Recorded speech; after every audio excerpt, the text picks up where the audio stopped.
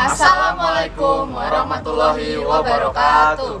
Shalom, Om Swastiastu, Namo Buddhaya, Salam Kebajikan.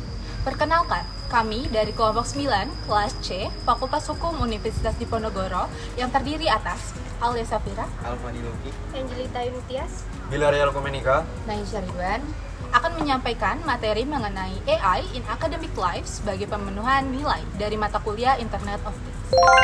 Artificial Intelligence atau AI merupakan suatu kecerdasan buatan yang menjadi bukti bahwa teknologi sudah sampai pada tahap mendekati kemampuan manusia.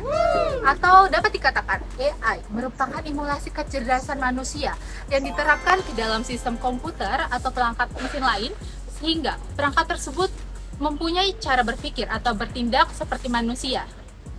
Salah seorang ahli bernama Simon mengatakan AI atau kecerdasan buatan sebagai daerah penelitian, aplikasi, dan instruksi yang terkait dengan pemrograman perangkat komputer untuk melakukan suatu hal dalam pandangan hidup kita, yaitu adalah sebagai manusia yang cerdas.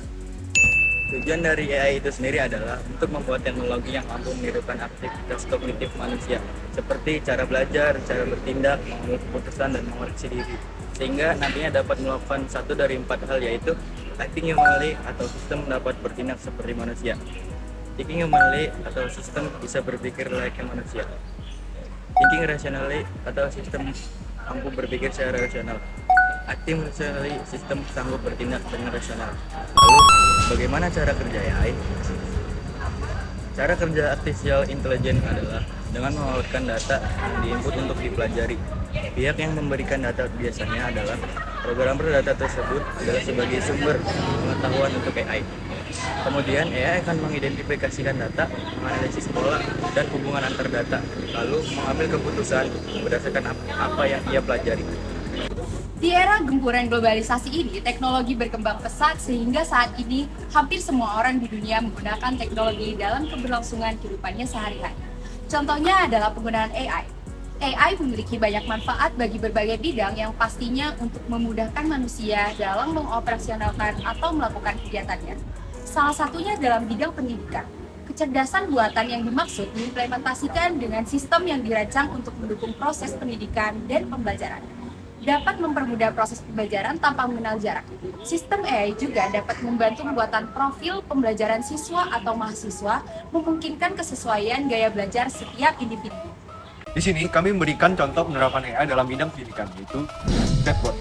Chatbot merupakan salah satu bentuk kecerdasan buatan yang digunakan sebagai asisten belajar. Mereka membantu siswa dan memberikan bantuan dan menjawab pertanyaan secara instan. Lalu yang kedua ada machine learning atau ML. Penggunaan ML dalam pendidikan telah sangat luas, namun penelitian yang khusus membahas penggunaan AI dalam pengajaran dan pelajaran masih terbatas. Salah satu contoh penelitian mencakup evaluasi terhadap perubahan gaya belajar dalam bahasa Inggris. Lalu yang ketiga ada tutor atau agen cerdas. Tutor dapat memberikan bimbingan dan umpan balik kepada para pembelajar secara tepat waktu. Mereka dapat menyediakan materi yang sesuai dan membantu siswa dalam belajar. Lalu yang keempat, ada automatic assessment. Digunakan untuk keperluan assessment dan koreksi soal secara otomatis secara online. Penggunaan fitur seperti ini memudahkan guru dan tutor mengadakan kuis maupun ulangan secara mudah dan praktis. Lalu yang kelima, ada smart content. Berfungsi membagi dan menemukan konten materi dalam buku digital yang sudah diprogram secara virtual dengan lebih mudah dan cepat. Penggunaan AI tidak semuanya berpengaruh positif dalam proses belajar mengajar, namun juga memiliki sisi negatif dari penggunaannya. Berikut adalah dampak positif dari penggunaan AI dalam dunia pendidikan. Yang pertama, mendorong inovasi dalam pendidikan. AI dapat mendorong munculnya inovasi dalam pendidikan, seperti inovasi metode pengajaran terbaru agar lebih mudah diterima siswa, sesuai dengan gaya belajar dari masing-masing siswa. Yang kedua, meningkatkan aksesibilitas pendidikan. Dengan adanya AI, aksesibilitas pendidikan bisa lebih meningkat karena AI mampu menyediakan beragam konten pendidikan dalam format yang lebih mudah untuk diakses semua kalangan. Yang ketiga, membantu dalam penelitian dan analisis data. AI dapat digunakan oleh siswa maupun guru untuk membantu meneliti, menganalisa, atau mengolah data, sehingga prosesnya menjadi lebih efektif. Dan yang keempat, dapat menyimpan data yang tidak terbatas atau disesuaikan dengan kebutuhan. Yang kelima, menggantikan tugas manusia yang berulang-ulang seperti proses pengoreksian. Yang keenam, dapat digunakan dalam jangka waktu yang panjang.